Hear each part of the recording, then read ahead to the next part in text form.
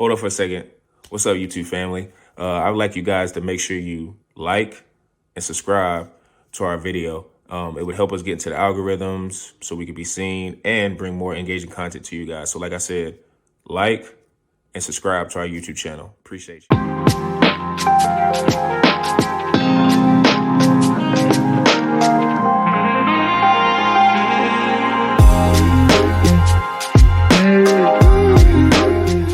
To another edition of the Pick and Dodge podcast. I'm your host, per usual, Sean Tyson here with Zoo and P-Bush. How you fellas doing?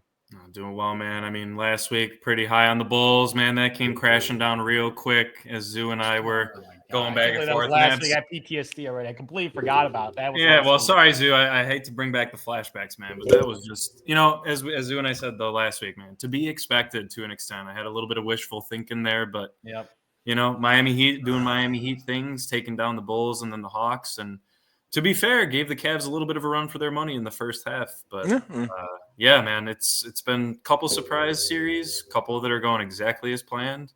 But we are in the midst of NBA and NFL draft, man. It's a good week. All I got to say, I should have saw the Bulls losing coming. It's the third straight year the Miami Heat has knocked out the Bulls in the play-in tournament. And you know what I say about trends. Trends continue like this, even without Jimmy buckets. Like, they didn't even need Jimmy. Like, Tyler Hero went superhero and absolutely tortured the Bulls. Like, he looked like a combination of Ray Allen and, like, Steph Curry just running around jacking threes against the Bulls. Putrid defense, but that was an embarrassment. Actually went out to a bar to watch the game. Wow. I know. I don't do that. Zoo doesn't do that shit no more. Just for the Bulls. Yeah, I know. Just for the Bulls. And I'm just looking with my roommate Eric, just watching this game in absolute disgust. In your D Rose jersey? In my D Rose jersey. Shameful. Just shameful. Eating my fries and watching disgust of this game, drinking my nasty cider, watching the nasty Bulls play basketball, man. It was a putrid game. Absolute putrid. Like I like during the game, I brought up Tankathon to see the Bulls out to the Cooper flag. Immediately. That's how bad. That's how bad it was. So after that disgusting performance, was able to watch some good basketball teams play basketball. So been blessed to watch that. Shout out to the Clippers, the Nuggets, the Warriors. Some really good. That was a great game. So a lot of elite performances by some special players. A thing that the Bulls are deeply lacking. Yes, sir. I just could not. I could not be a Bulls fan. I could not. Like, I know it's indebted to you guys because you guys are from the city, but dude, it's just every year you get into the plan and they finish the season sometimes on a good note, especially like towards the end, they start winning games just enough to get to the plan. And it just feels like you hope and you're wishing that they can get in just to, like I said, who cares if they get swept in the next round 4-0? You get those guys who are going to be on the team next year to get them experience. And like I said in the chat, I was just like, I don't know why I got kind of caught up on the Bulls hype too, just because of how they finished in the season. I think it was that Lakers game when that Josh Giddey. Oh, that was an all-time moment. That was an all-time moment. They're trending. I was like, maybe they're just trending in the right direction because they're getting good juju. But it's like, man, you saw Tyler Hero just locked in. It's like, yeah, man, he's been there before. Like Tyler Hero's not nervous in a play-in game, man. It's just he especially that, like we were talking about before the pod, he been through the fire, got to the NBA finals. Like he's a dude. So yeah, that was tough to watch. But yeah, like I said, with NBA playoffs that started, like I said, the people who are watching, just let you guys know we're talking about this in real time. Like I said, there are games going on, so some of the stuff might be dated, some of the takes may be dated. But P-Bush, what are some things you've been looking at NBA playoff wise early? I mean, a couple quick things. I think Celtics and Cavs going to take care of business on the East side. That Pistons-Knicks series is pretty interesting, man. But I hate to say it. But that entire series is between two players right now, man. Jalen Brunson and Cade Cunningham. I mean, Cat has been he's been a little up and down, not too great. I mean, we saw an absolutely abysmal performance from Tim Hardaway Jr. in game 2, man. But it apparently didn't matter because Cade Cunningham just went absolutely off and finally did it efficiently. His first game 1 was a little iffy. They did blow that lead, which was crucial. That run by the Knicks at the end of game 1 was unbelievable. They really needed that, especially having home court advantage. You can't go back down. Obviously, knowing that was game 1 and they had a chance at game 2. But if they had not taken game 1, man, they'd be down 2-0 to a fresh, new, unexperienced playoff team. This is Cade Cunningham's first time, man. He hasn't even had a chance to play right now. This is a coming out party. He's coming out party. I totally agree. And he took it seriously. He loved the big lights at the Garden. But I think that one's going 7, and I do think the Pistons can pull that one out. If it does last that long, we'll probably be bleeding into next podcast, so I can dive into it a bit more there. But a couple other teams I've been impressed with, more so on the Western side. Obviously, Zoo mentioned that Clippers-Nuggets series, easily the best series in the playoffs that we've seen so far. Kawhi Leonard, given a vintage, that might have been one of the most perfect shooting performances. I know he wasn't actually shooting perfect. I think he missed maybe 4 shots all game. But it looked like every time he put the ball up, he couldn't miss. And when he's locked in, the league needs to be put on notice because he has carried teams individually with decent teammates throughout his career, obviously with the Spurs, and then we saw what he did with the Raptors and what he could have been doing with the Clippers had he stayed healthy. But I think this pairing with James Harden has just been immaculate. I know he had a tough start in Game 2. He really pulled it together. Missed my parlay by 1 Harden assist, man. Couldn't believe it for all the times Kawhi scored. Come on, man. Couldn't believe it. But Zoo, I know we talked about this, man. Yep. Jokic, he's going to get his. But if you can annoy him even just a little bit, take away some offensive rebounding away from Jokic or giving your own self offensive rebounding and giving second possession chances, man, you're going to be in this series. And I got to give credit, and I think Stan Van Gundy said this during the game, but because of the NBA Cup, one of the new midseason things they're doing in the NBA, shout out Adam Silver, the 4 games that they faced off each other, 3 of them were in Denver. So that mile high, that change in the altitude did not affect the Clippers, man. They'd experienced it multiple times throughout the year. I love the depth. I forgot they had guys like Bogdan Bogdanović, man. I mean, that guy was a stud in Atlanta for years. Yeah, he was. He's a deep bench piece for a team that is probably one of the most well-balanced teams in the league. I said last week that I liked him in the series. I'm sticking with that. I do think it'll go 6 or 7, but they should be up 2-0 right now.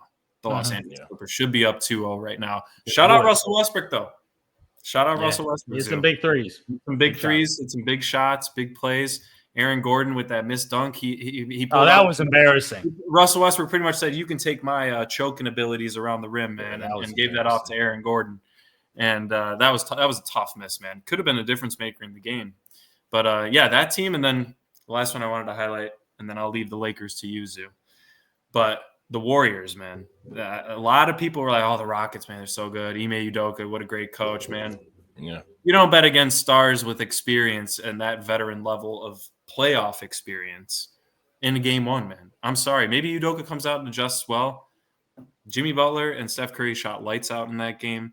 Even Podziemski was playing relatively well. He kind of gives you that 14 to 15-point game. But I don't know, man. The Rockets, they don't have that go-to stud scorer who is guaranteed to give you a bucket.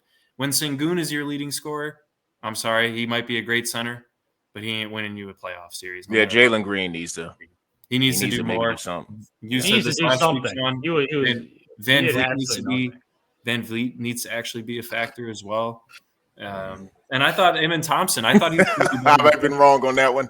Yeah, I don't know about Van Vliet. Yeah, I'll give him time, but Game 1 didn't look promising. I'm not saying but I'm saying it's not like he will, but he needs to, right? If they want to have a chance, he needs to be one of those guys hitting, a couple big shots here and there.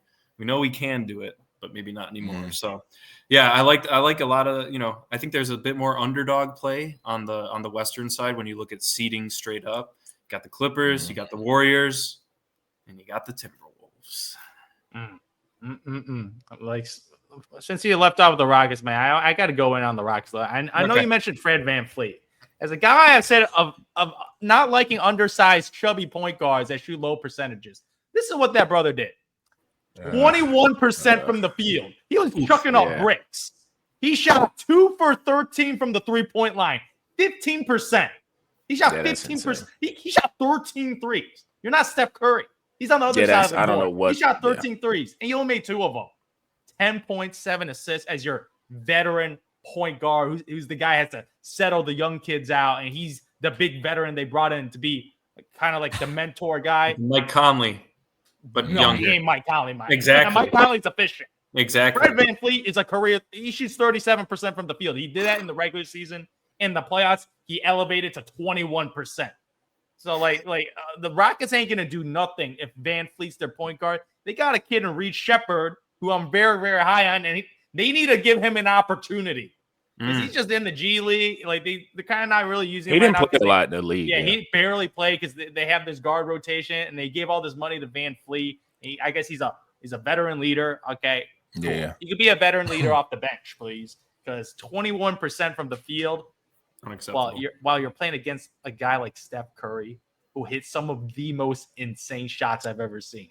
Like some of those shots, the geometry didn't even make sense with the arc on some of those 3-point shots. Because like Steph Curry right now on the other side, he's still in his prime, which is crazy to say because he's like 37 years old. He's still in his prime right now because he is physical. He doesn't get like hurt by physicality anymore. That's one thing. In his younger days, he got affected by physicality, but now he's the guy that's dominating and he's shooting against an elite defense. I'm talking about the Thompson guy. He's a really good defense. Like Dylan Brooks, Thompson, Van Fleet. These are all very physical. Like Tari Eason. These are very physical defenders.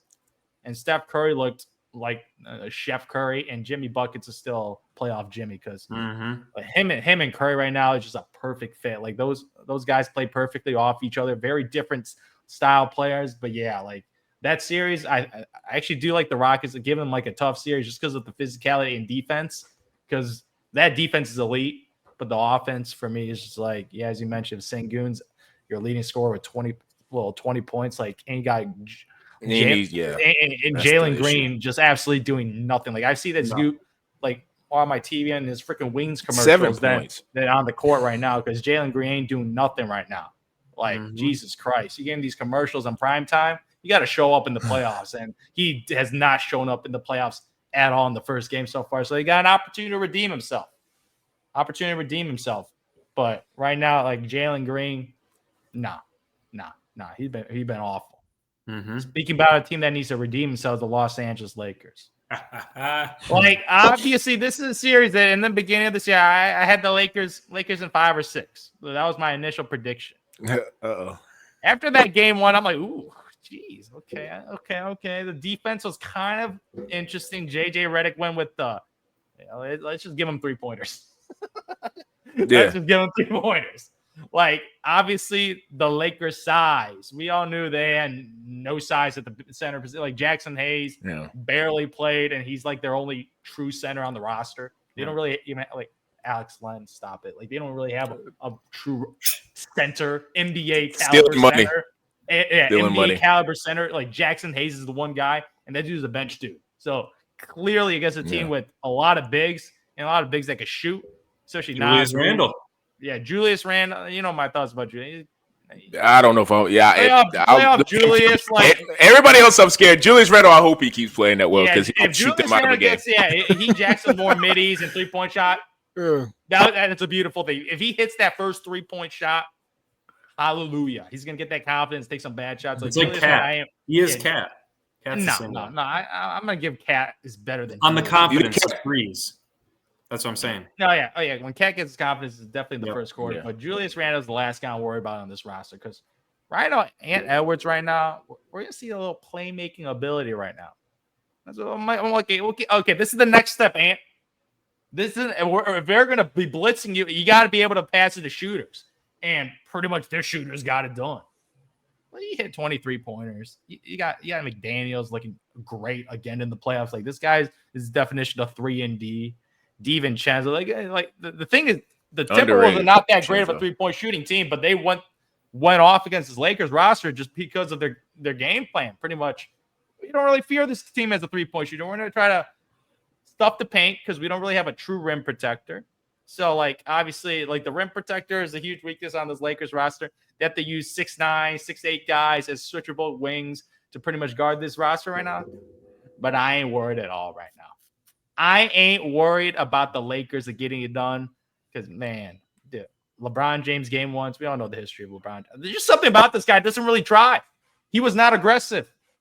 That's one thing. Like LeBron James, when he's not aggressive, he's kind of just not that great of a player. But when he flips on the switch, okay, time to be aggressive because he cannot go down 0-2 at home. He's not 30 anymore, man. I don't care if he's not 30 no more. I don't care if he's not 30 anymore. A LeBron 40 is any other player's 30. That's what LeBron James or is. 31. I'm telling you, I'm telling you right now. he's going to come up aggressive this game because I think he knows with his playoff experience that going down 0-2 at home, that's a death knell sentence. Like it's embarrassing. It is very embarrassing, and I feel like a coach in JJ Redick, who's actually intelligent, will make some adjustments in this game as far as making some strategic adjustments with his roster. I feel like Luka Doncic, obviously, he did all he could do, but hopefully he can create some more for his teammates, and hopefully his teammates can step up and hit some big 3-point shots for him. So for me personally, this game, I ain't worried at all about the Lakers. Wow. I ain't worried about the Lakers. Like, they had 23s. They had 23s. Good for them. Nas, Reed, McDaniels hitting that like 10 plus threes together. Good luck. And if the Wolves do it again, I mean, if they do it again, then it's like, hey. If they do it again, good on them. They deserve to win the game. This wasn't like a 3-point game. This wasn't I don't know. I get it. 23s, that's fine. The average that a team hits that's a decent 3-point is probably 14 or 15. I'm telling you, we're going to see some adjustments in this game. That's the thing. Okay. I'm a little worried if they play them again and they don't look that good. Okay. But then I'll do the war. Game one, you feel them out, make some adjustments in game two. Like, how do you think they better play them defensively? Better play them. You know what they got to do? Who? They got to double team more, but make Rudy Gobert a play. With who? Yeah. Rudy, I'm telling you, get the ball to Rudy and make them force the ball to pass to the Rudy. If anybody's getting playing Rudy the ball, then I mean, that's not that. Make Rudy a passer. They're not going to be able to do that. Make Rudy touch the ball more on offense because he is a 0 on offense. But they won't play him. That obvious. If it's that obvious, this guy's been in the league for how many years? Rudy Gobert, 10 years. Mm-hmm. If it's that obvious, JJ Redick is such a good coach. Why didn't he think of that in the first place? Every team that has ever played the Utah Jazz, the Minnesota Timberwolves, whatever team he's been on, everyone has always played him that way. If you didn't realize that going into this series, come on. You got to let Mike Conley and Rudy Gobert beat you. Those are the only two guys because McDaniels can hold his own. He proved that last year, and he's elevated going into this year. Anthony Edwards, don't even need to make comments there. To your point, Zoo, I agree. If you're going to double team him, then you're going to leave Randle beat you. Right, Julius Randle, that's fine. But I think with Julius Randle, the big thing is I was surprised at the number of shots he took. I think they're keeping him in. It's also his former team. It's also his former team, so he's a bit more motivated, which has kind of always been his issue. I'm not saying that the Lakers are going to get swept. I don't think it's going to go 5. This is a 6 or 7 game series, in my opinion. I have the Timberwolves taking it in the end, but it's more so not because I think the Timberwolves are going to continue to shoot 40 to 50% from 3. It's that I don't think the Lakers can make defensive changes that will really swing this series. They're just going to have to outshoot the Timberwolves, and that's possible. They are a better 3-point shooting team overall, right, compared to the Timberwolves. Yeah. But if LeBron James is taking 18 shots and he's only making 8, if you don't call that aggressive at his age, I don't know what else to say. No, that's not aggressive. It's not aggressive. Is he taking? I need 20. He was too short. Okay.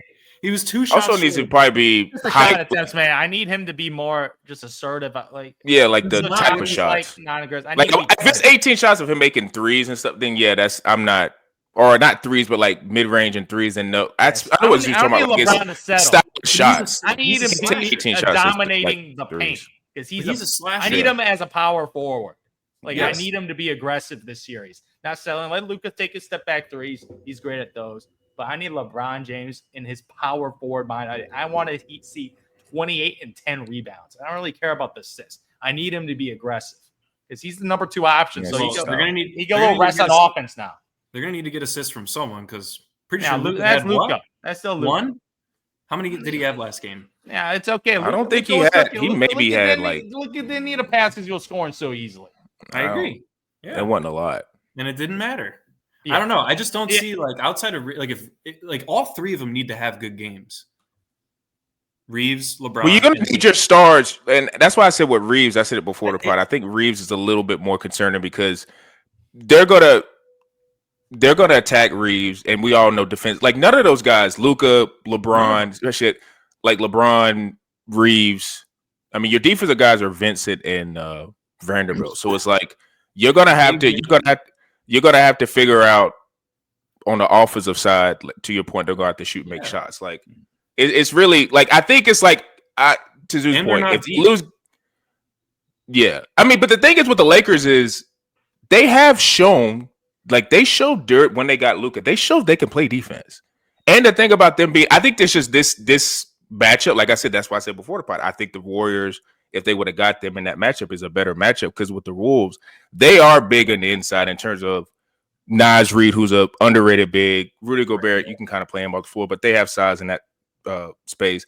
Jalen McDaniels, he's another guy. And Anthony Edwards is not small.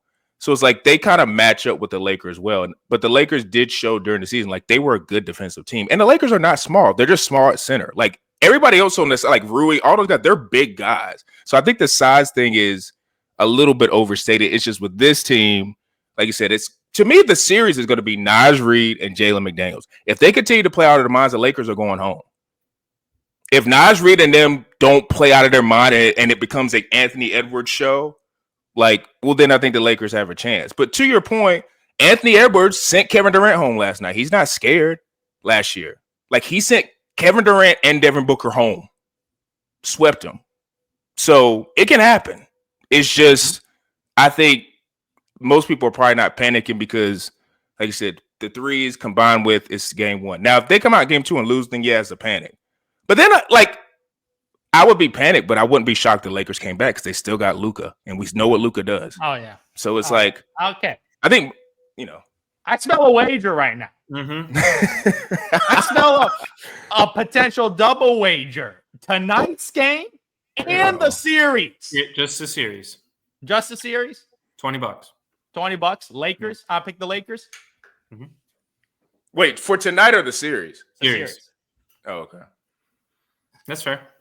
Okay, LeBron. Okay, you gotta show me something. LeBron's here, I know you gotta show me something. Don't make me look like a fool right now. Don't make me look like a fool. I respect the T-Wolves, but losing the Julius Randle and Rudy Gobert as a front court, that's just embarrassing. That's just embarrassing, man. Like, come on. Outside of their big three, though, the rest of that team, Rui Hachimura, okay, they're all role players. They play their role. You don't need a bunch of headline name as your role players. You have your two stars and you got your role players, man. That's how most rosters are built. Like the that's Suns. good for me. Yeah. Okay, don't compare this team to the Suns. The Suns. No, don't compare. Don't compare. Their role players are a little. Or Devin Booker. No, that's definitely not going to happen. Don't compare those guys. Don't even get me started on KD. I don't want to. I'm sick of hearing his mouth. He does his. This is a side. I don't want to hear Kevin Durant's mouth or name near LeBron, Steph, nothing. He's nowhere near, nowhere closer, will never be. I don't want to hear that no more with him. I'm done with KD. I'm just sick of I'm sick of the I just ball. Like, be a leader. Like, be a leader. I'm sick of that. I'm sick of that. Man. That's why if I'm Devin Booker, get me the hell out of it. Hey, if I'm Devin Booker, I'm watching Detroit versus the Knicks and be like, I think I would fit really nice with the Detroit Pistons. I think I actually he would. He would. He would. And he's from Michigan. Or he grew up in Mississippi, but his dad, whatever, he's there. I gotta say something about the Pistons right now, because this is a team that plays with ridiculous physicality. This is like that 80s, 90s physicality with their dudes, and they're freaking bumping. They're playing hard, fighting through screens, making it tough for this Knicks team to score the basketball. And right now, I am just blown away how well their role players are playing. Because right now, like Cade Cunningham, he's a star. He's playing like a star right now. The Knicks right now, obviously, it's kind of the Jalen Brunson show. Like, that's it. I'm pretty, it just makes me see that ceiling with that Knicks team.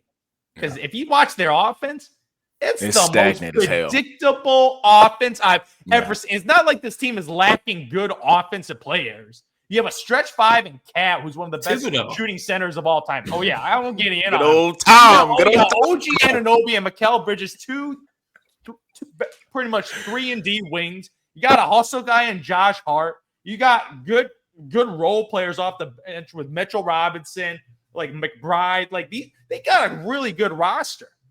But Thibodeau is like, as a Chicago Bulls fan, I'm watching this dude, and the dude, it's 20 years later, and he's doing the same exact thing. He just rides his point guards and be like, okay, isolation every single time. Jalen Brunson post up. Jalen Brunson step back three. Jalen Brunson. Like, every single time you watch, like, bet the over on Jalen Brunson because he takes like 25 shots a game in the playoffs. Like, if you watch this game, I'm like, is Karl-Anthony Towns even out there? Like, he's a good player. They did no post-ups, and they put a small forward on him, Tobias Harris.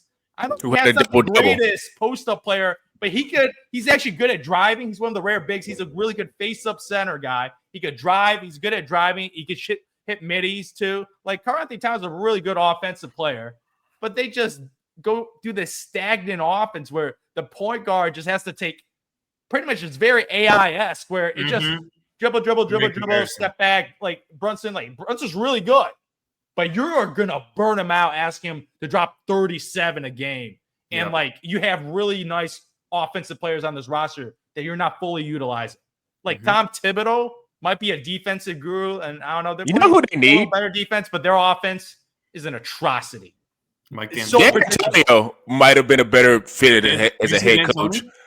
Like, I said D'Antoni. I think just as an offensive centric, to your point about getting more players involved. Yeah. Because Mikal Bridges looks like they should hire Mike Malone. Role player. Like he does for what they gave up for him, he's not delivering on the goods of that. And maybe that is offensive scheme, to your point. It's I'm like, if you watch offensive scheme, it is very just Brunson high pick and roll, Brunson isolation, just Brunson, just in these plays. It's no creativity. Yeah. There's no guys running off, no guys cutting. It's just sitting around and watching the Jalen Brunson show, which is awesome because he's very good at doing that. But it's very Luka-centric in the way that James Harden like isolation ball. But the dude is 6'2". Heliocentric, some might say. Okay. No. Okay. Yeah, it is heliocentric. But the dude is a 6'2" point guard. Yeah. That's the difference. When you're bigger, you get away with that a little more easier. But as Jalen Brunson, like obviously we see him like this might cause an injury just based on the physical style of this continuous ramping up. Like Brunson's averaging 35, 36 a game in this series. Like how much more can you ask this guy to score more points? And this is just the Detroit Pistons right now. Like good Lord, against the next round against maybe if you make it past against the Celtics, a team that's just the definition of team scoring. Like it's not sustainable. And I feel like Tom Thibodeau learned nothing from his year off of. He's stubborn. He's stubborn. He's very stubborn in his way. Is all like grinding, physicality. I'm like, dude, like he needs to hire someone to assist in his office because his offense is a joke.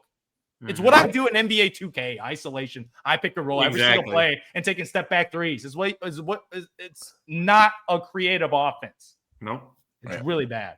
Unless he makes he has to make the finals for me not to move on.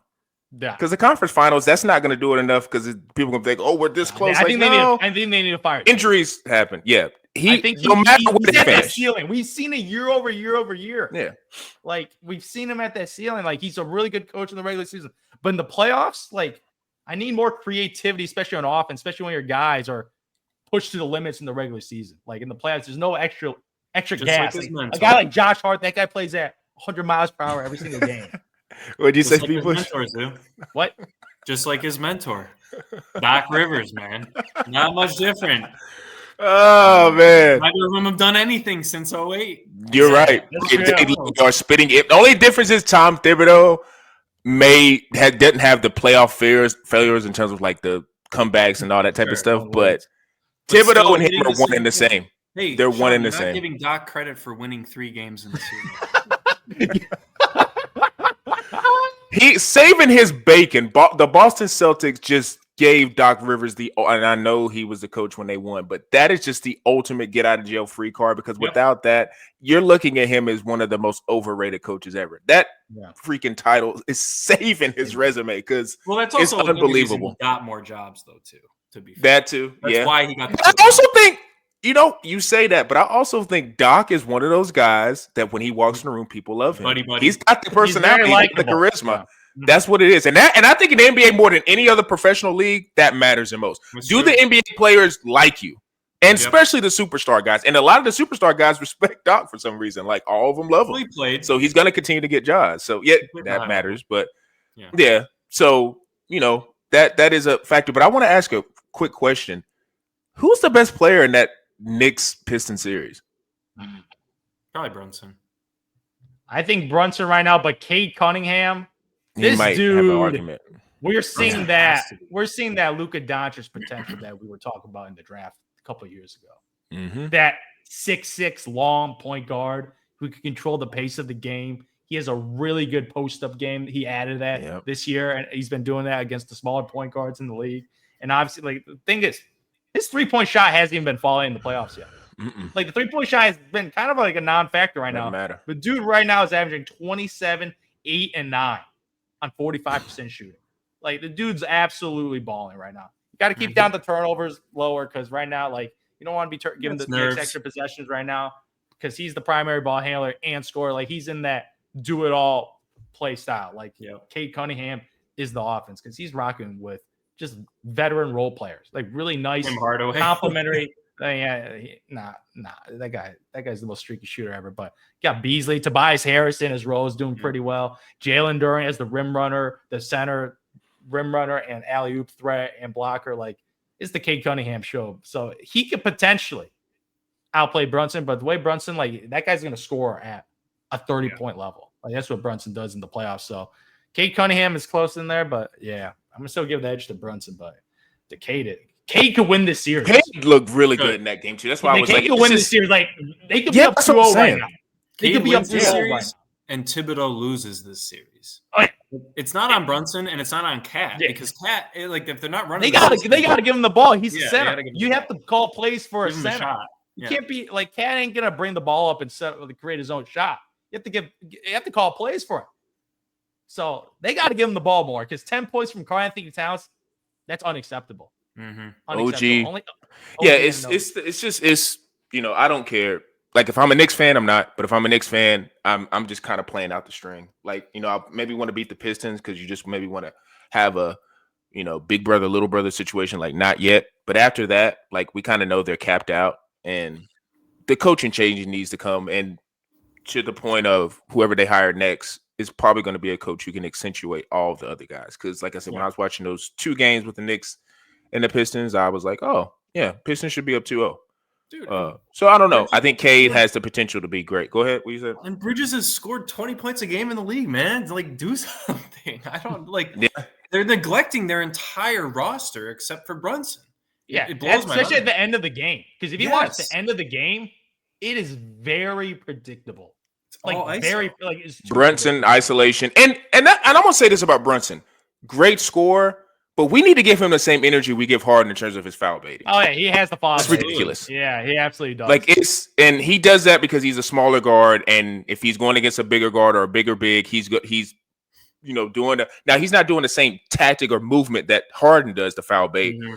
And Shea does it too. But Brunson does a lot of head. He does it more with his head, like he's like breaking his neck. He planes it. And it's just like, man, we get it. Like we get it. So and maybe that contributes to why he maybe gets injured because he's doing too much of that foul bait. So I don't know. I think the Knicks are very fortunate that this is 1-1, and we'll see how that series goes. But Cade, I think, has a lot of potential. Personally, man, it's even just looking at the score now. I just hate for Giannis that. It feels like it just is not going to ever fall in his favor. Now, I know it's 2-0 potentially with the Pacers, and those 2 games were at home. So now that Giannis gets to go home and Dame has a game under his belt, and like I said, I don't know, this game might not be over, but I'm thinking to myself, like, obviously it would be a do-or-die game for Game 3 if they're down 2-0. And then, if they don't get that game, it's just another series. Because the thing about Indiana is, as much as we think Tyrese Halliburton is obviously their best player, we got to give them credit. They are a well-built team, and they have a lot of guys who play their roles well. Players. Yeah, exactly. Yeah, they play their roles well. They're a younger version of the Clippers. Yeah. In depth and like just well-roundedness. Depth, yeah. And, that in these first and second rounds, those are you can get away and win some series that way if you have guys built like that. So I don't know. We'll see. Like I said, it just sucks for Giannis because, like I said, I was personally just wanting to see him get to the next round and maybe probably face the Cavs because I think the Cavs are going to beat the Heat.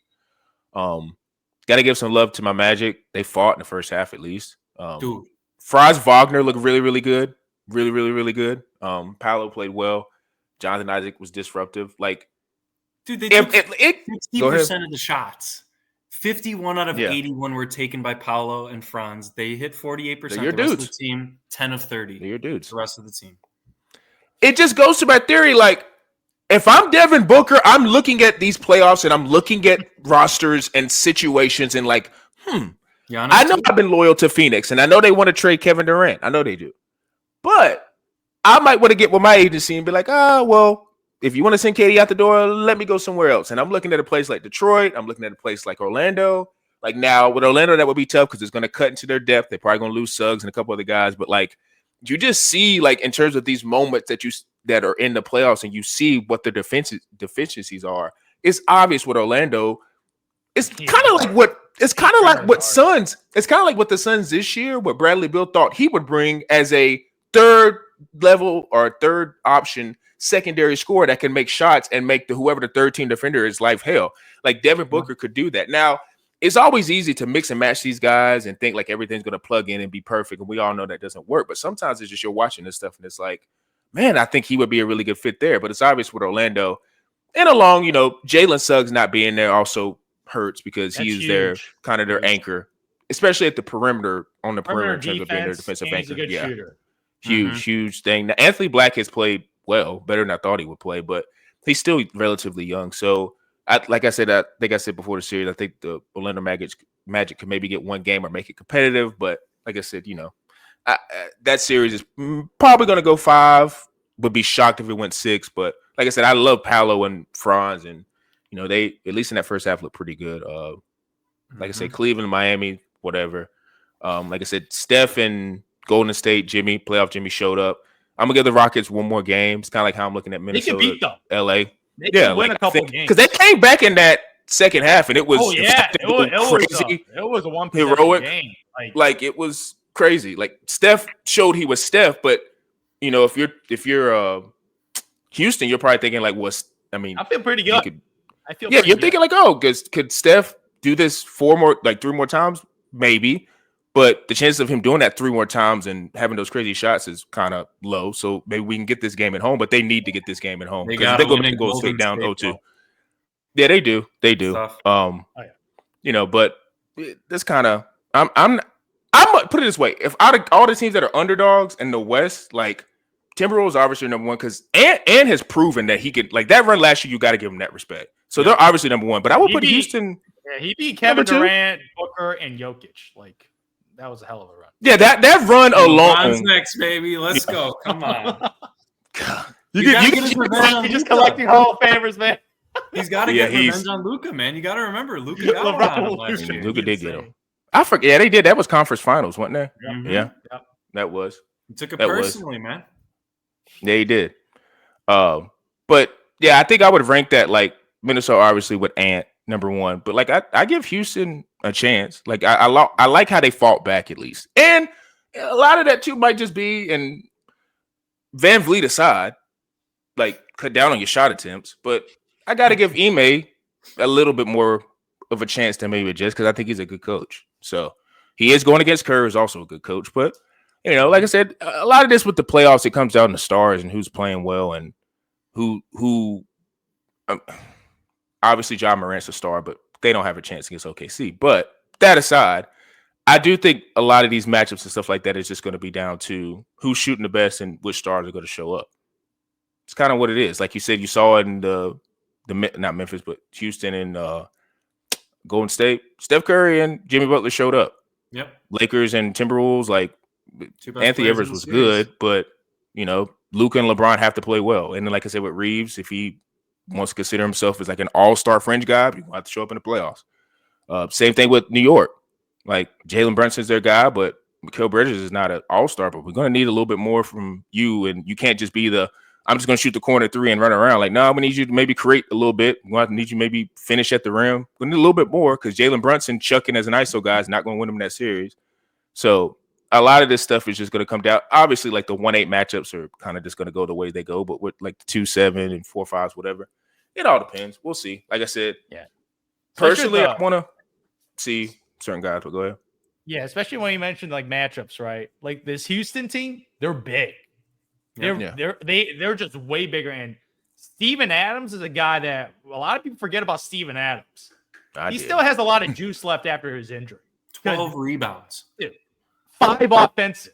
That's the thing. He is one of the greatest offensive rebounders of all time. Yep. And that's like the only way this Rockets team has a chance of being a star-studded Warriors team because you got Draymond. Like Draymond's a great defender, but he's 6'6". Like he's 6'6". You got guys in Sengun and Steven Adams who just built like monster trucks out there We could bang down low and get. And Shagun got one on Draymond. He got one on Draymond. He posterized He got one on him. Like, they don't like each other. They don't like each other. Like, good. Steven Adams don't like Draymond either because you remember he kicked him that nuts one time, man. He kicked him in the private. It's too fraternal nowadays, man. We need to bring back the hatred for each other sometimes. That's why Pistons is such a good series because I think that could be a natural rivalry going on further down the road. And Bucks and Pacers is kind of like a rivalry because of Tyrese game. Yeah. They don't like each other. Yeah, it's a little bit of that. So yeah, this NBA playoffs is off to a good start, and we'll see how these teams shape out. But like I was saying before the pod, I kind of, because it's just my algorithms, man. It's just been showing me a lot of NBA content, a lot of different other interviews and stuff like that. Drafts in a couple of days. So NFL draft, if you guys are wondering. And a lot of people have kind of considered and kind of put it in. Let's just say pen that Cam Ward's probably going to be the number one pick, but there's going to be a lot of other different scenarios that could happen within the draft, like always, with trades and different things like that. So I asked the guys to pick a team in the first round that they would love to, I guess, be a mock GM for the day or night or whenever. I think the draft's at night on Thursday, but for the night and to, maybe picture where they could see their team going. And I'll go ahead and let Peebles start this because I think we all obviously know where he's going and what he would like to see his Chicago Bears do. Absolutely, man. It is the final moment of the offseason before we get to see what Ben Johnson can do with this newly built team. Man, it comes down to a couple needs, man. I mean, they have a lot of people keep talking Ashton Jeanty. This is one of the deepest running back classes we've had in years. I'm fine not spending a top 10 pick on a running back. The difference between him and some of the guys that could go later first round, early second round, it might seem it, but he was playing at Boise State, man. I'm very sorry. I mean, you had running backs going up against a lot better competition, tougher defenses. I like a guy out of Iowa, Caleb Johnson. I think he's a great power running back with good catchability. Played in the Big Ten, tough defenses that he had to go up against week in and week out. But he's going in the second round. So that's one need that the Bears, they got to go. DeAndre Swift is not the long-term answer. He's a good complementary back. We saw what he did in Detroit in that sense. We've seen him be decent in Chicago, a little bit in the receiving game with Caleb Williams, but they need a true bruiser to complement, and I think that they do that in the second round. So I'm kind of moving off that need. Then you come down to like offensive tackle. They shored up their interior line, man. They were busy. They were the busiest team in free agency. They got 2 guards. They got the premier center. They already have their right tackle in Darnell Wright, very much an up-and-coming tackle, probably top 10 right tackle in the league. Then you got left tackle with Braxton Jones, man. He's entering a contract year. If Will Campbell or Membo are there at 10, I think they take one of those 2 guys. Because even if Braxton, he's had injury issues, but once again, he's in a contract year. He's going to be asking for money sooner than if you take a top 10 potential tackle. The only issue is I think both the Patriots and the Jets both need a tackle desperately. And I think that both of those guys are off the board. And Sean, I've heard you talk about Kelvin Banks a couple times over the last few months. Tackle. I'm a little iffy on him. I think he might fall. I don't think he's worth the 10th overall pick. Maybe you trade back and take him. But at that point, I think if those top 2 tacklers are gone, you completely shift to the defensive line. They had horrible pressure on quarterbacks last year. Montez Sweat could not get anything going because they just double teamed him the whole time. And then you bring in Dio. I think he's from the Colts. It could be butchering that. I'm not even going to try his last name right now. I don't even have it in front of me. But he's a younger rush guy. And then you brought in Grady Jarrett, who's more of an interior guy, but he's 30, 31 years old. I think you got to go edge. Personally, I mean, obviously, if they could get Mason Graham as the interior tackle, I don't mind that at all. He's got enough. I think he's gone power, but he's going to be gone top 5. So maybe they trade up for him. I doubt it. But if you're looking at the edge, man, you got Shamar Stewart, or you could trade back a few spots and go with Mikael Williams or Mike Green, maybe even back to like that 13 to 15 range. But I think the Bears are just at a point where they're just kind of seeing who's going to be drafted in front of them, and they're going to take the best available guy that's on their board. The only one that I don't 100% agree with is drafting Tyler Warren. I don't get that either, and that's been on a lot of boards. So many mock drafts. Is he like good? They're like hyping he's really good, but he's really good. Really next great tight end. Yeah, he is, but he's not Brock Bowers. He's not worth a Brock Bowers level pick. He's probably more so like a 15th overall, something like that. I mean, he's a great player. They have Cole Kmet. He's not a bum. Yeah. Okay, he's not a bum, and He's I get good they're enough. trying to find the next Sam Laporta. Okay, great, congratulations, man. Sam Laporta, he's been up and down, man. Let's just be completely honest. He's a red zone touchdown dependent guy. He's not Brock Bowers, who's getting 10 catches for 120 yards. I'm sorry. He's a touchdown dependent guy. You already have one of those in Cole Kmet. And I'd actually argue that Cole Kmet is as athletic as Sam Laporta is, right? There's only so many Brock Bowers that exist in the world, let alone in this draft.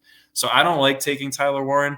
Hell, if you want to trade back to the mid-20s and take him, he's not going to be there. Or take Colston Loveland if you think the offensive firepower isn't there. If you're going to spend on the offense, it's got to be tackle or it's got to be running back. But I think they have 3 top 40 picks, man. They can address all 3 of those with those picks and get a great running back in the second round. If they take a tackle in the first round, they take an edge in the second, or vice versa. It's really they kind of have all the chips in front of them. They just got to make sure they make the right pick. And I think that's always been the issue, especially as Ryan Pace. If it's me, I'm probably playing the safer bet with the offensive tackle position if there is one available. But if it's only Banks, I'm passing. So you're thinking the Bears not going to go sexy with the skill position. They're going to go interior. They're going to go line. One of the two. I don't know. I hear some rumors. I don't know if these are some fake rumors, but there's a lot of Genty to the Bears. I don't know if that's just noise or something. It's too much noise. There's too much noise about that. I think he's gone. I think the Jags take him or the Raiders. Really? Yeah. Really? Okay. I don't know. Maybe Saquon just got all these running back stock go up just a little more. Just a little more. Looking for their Saquon Barkley to elevate that offensive line offense to another level. Because Saquon played at Penn State, though, not Boise State. Let's clear that up real quick. Oh, okay. No, not wanting Jensen. Very interesting. Very interesting. For me personally, looking at this draft, there's a lot of teams that lack a quarterback in the hype, but there's a lot of noise that nobody wants Shador. There's a lot of we're not sure if he's that guy. Like, I have no idea if he's that guy. Because, I just know about him because of his daddy's famous. Like, I don't know if Shador Sanders is that guy or he just has a famous dad that gave him the spotlight and he's a nice, maybe a little later on quarterback. But if you're looking at I'm looking at this right now. Cleveland Browns, New York Giants right now. You're on the clock right now. You're on the clock, and this might decide your entire football fate for the next decade plus because he might be a franchise quarterback that you let slip by, or you take him when he's a bust and you set your franchise back another 5 years because you got a guy in Travis Hunter right now where, this guy's that guy. He can play 2 sides of the ball pretty much. This guy's a unicorn. You don't think he's a unicorn? I don't think in the NFL he can effectively – you have to become a master of your craft, man. He can't be a jack. You don't think you play both sides? That was Devin Hester. Devin Hester was a corner. I know he's better, but he's a cornerback wide receiver. That's what he was coming out of college as, and he played both, and he was a kick returner. Really? Hall of Famer, I but think not if the team drafts him in the top 3, I think they're going to allow him to play both sides. Well, he's trying. Maybe he might specialize more on one side. But I feel like there's these specific possessions he could play on the other side of the ball. That'd be very interesting. Some packages, yeah. Exactly. Might not be an every possession type guy, but that's just very, very interesting. Well, that's what he wants. He wants full time. Exactly. On both. So, right now, the Cleveland Browns ownership group pretty much finally admitted, we got bamboozled. We swung and we missed. I'm like, okay, we know that. We don't need you to tell us that. You definitely swung. It was the biggest miss in the history of football when you give a guy guaranteed money at 200 plus with allegations of sexual misconduct. Yeah, you swung and missed. Okay. And he barely a quarterback in the NFL right now. Okay. Now it's your chance of redemption because the NFL, when you stink, the NFL gives you a lifeline with these draft picks right now. There's no lottery, finicky odds. You're the second worst team in football. You have a chance to get a potential quarterback right now. And I don't know if Shadur's that guy. But they gotta do some analysis right now because they did some analysis on their previous acquisition. If it's the same group making another position and they whiff on another quarterback or pass on a guy that turns out to be a stud, man, everybody gone. Sell the team. Yeah, everybody gone, man. Nobody got jobs on there. Haslam, whoever. Yeah. Sell it. This is those opportunities where you got a second chance right now. And you got to make the best out of it because I know you gave Myles Garrett the big contract. I don't really know what this team's doing without a quarterback. I really don't. And if they truly believe that Shador's not that guy, then okay, then they take the best player, the better quarterback. Because there's a lot of people in the top that they don't have a quarterback. The New York Giants, they don't got no quarterback. Russell Wilson, he's a filler. he's an absolute filler. And you got a team that's actually stacked with talent, like neighbors, like Tyron Chase. You got some nice skilled position guys where they got to give these guys a chance to succeed. So like I'm looking at this 2-3 spots really, really interesting. Yeah, because if they take a quarterback, then a Patriots can get like a guy like a Hunter to help out Drake May. So like, but personally, right now, I'm so curious what the Browns are going to do because I don't know. I don't really trust their scouting right now. That's all I got to say. I don't really trust that front office of getting the right guy. And Shador might not be the right guy at 2-3, and maybe he falls in a better situation in the later draft because we've seen a lot of quarterbacks that don't go super high, but fall in a way better situation, and they thrive because they have exactly. Bingo. That's where I would want to go if I was Shador. Exactly. If I'm a quarterback, I want to go to the best franchise. Yep. Not the situation where you might get a little bigger bag in your first contract, but if it's so bad like that franchise, you might not get a second contract. So that's just very, very interesting. Brock Purdy's a perfect example of that, even though he was like Mr. Irrelevant or whatever. But he got drafted into the perfect situation, and now he's going to cash out because of it. He's going to cash out, regardless of what people feel about him in terms of a player. He's going to cash out because he played well and was given that opportunity. And like I said, with the NFL, man, there's not a lot of not great, but there's not a lot of like even just good quarterbacks. So if you can just stay healthy and be good for 2 to 3 years at your current team, you're going to get paid a bag because they just Geno Smith's another example of that. Went to Seattle, revived his career, played well with the weapons he had. Metcalf, Lockett. I forgot about him, and whatever. Smith and Jigba kind of later. But it's happened for years. He played well. There's been plenty of quarterback. Carson Palmer did that with the Arizona Cardinals. He was a stud in Cincy, and then he really fell off. Kurt Warner went to a Super Bowl after bagging groceries, man. I mean, if you're a good quarterback, you're going to get a chance. The only thing I do think about the Browns, and I think this is a good point that Zoo brought up, they could be the team that takes Jackson Dart. I could see them being that team. I'm not saying trade it back or something, or trade back, maybe in the second round, trade back in. I wouldn't trade back, but I would maybe if they have a second round pick, like maybe trade up in the second round or something. I don't know.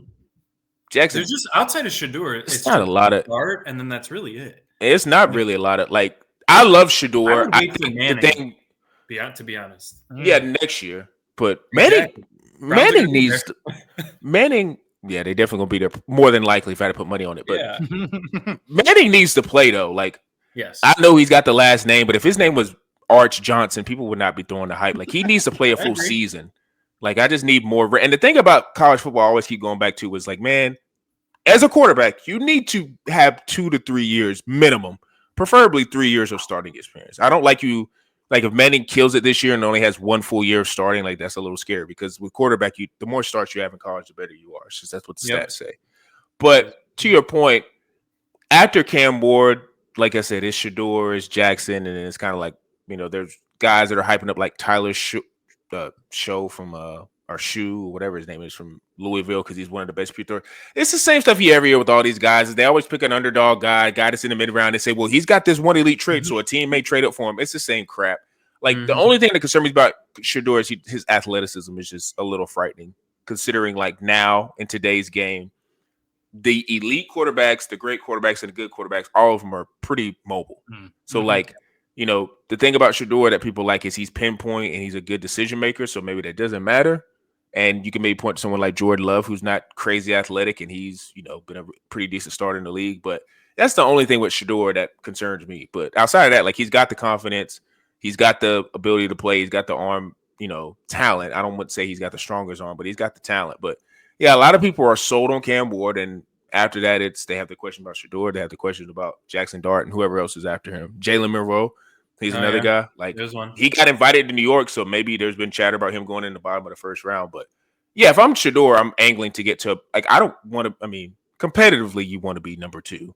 But, like, if you're talking about draft fit and draft situations, like, I kind of want to be with a franchise who knows what they're doing. And they have shown that over the years they can – like the Steelers, they can draft well at receiver. They can draft well in defense. They can protect you. Like, I just would rather be with that organization. Team.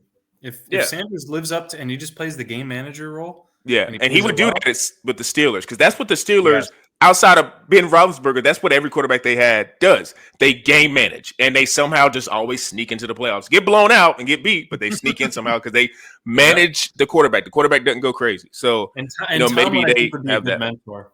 He'd be a good mentor, and I think Deion respects Tomlin enough to say that. Great situation. So, quarterback's always going to be interesting. Like I said, I talked about Milroe. It's interesting to see where he would go in terms of like fits, because like I said, he's the biggest boomer bust because of his athleticism. He's so freaking athletic that like when you watch, if you just have to go back, if you go back and watch the Alabama LSU game, he looks like the number 1 overall pick. That game alone, when he played Alabama versus Georgia.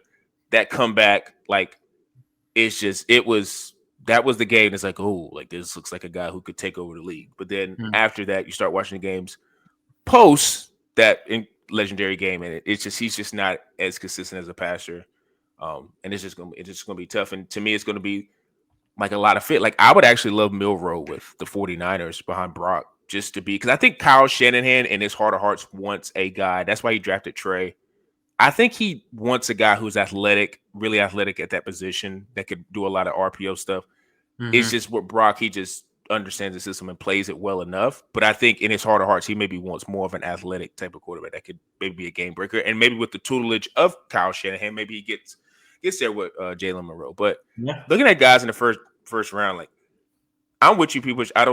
Any of the backs in the first round that are going, I know Saquon went crazy and won a championship with the Eagles, but I think people are forgetting, even when Saquon came out in the draft, he's one of the one-of-one type of backs. Yes. Like him and Derrick Henry are legendary backs. Like they're not like, those guys that are doing all this, that are causing everybody to be like, oh, maybe the backs are getting a resurgence. Like, think about the backs we're talking about. We're not talking about like, just pick a regular back. That's an average back. Chuba Hubbard. Yeah. Like, we're not talking about a guy like that. That's like, oh, he took the Carolina Panthers and made them into a playoff team because of his like. The running back position is still the running back position, and overdrafting these guys over, like you say, a dominant defensive lineman or an elite tackle or a shutdown corner. Like, I still want those guys over the running back, no matter how good they were in college. And like with Ashton Genty, I think he's great. I think he's a really good back. I think he could come in day one and be awesome.